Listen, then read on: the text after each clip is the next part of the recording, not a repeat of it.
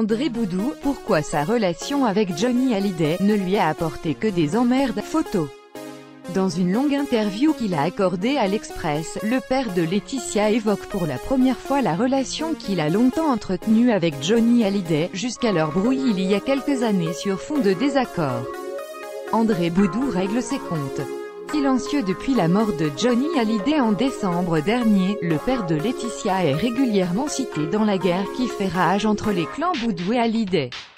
L'homme d'affaires avait les ponts avec son gendre depuis plusieurs années déjà, et ce, en raison de profonds désaccords liés à la signature de Johnny Hallyday avec une nouvelle maison de disques, Warner. Dans les colonnes de l'Express, André Boudou dépeint un passé peu glorieux de Johnny Hallyday.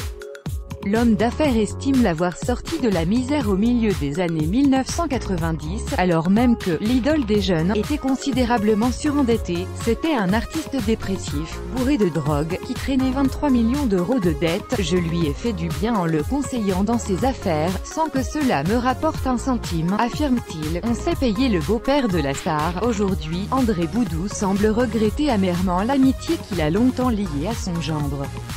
Pire encore, le père de Laetitia estime n'avoir récolté que des problèmes. On sait payer le beau-père de la star. Ma relation avec lui ne m'a apporté que des emmerdes. André Boudou estime avoir payé au prix fort sa relation controversée avec Johnny Hallyday, avec notamment de multiples ennuis avec le fisc.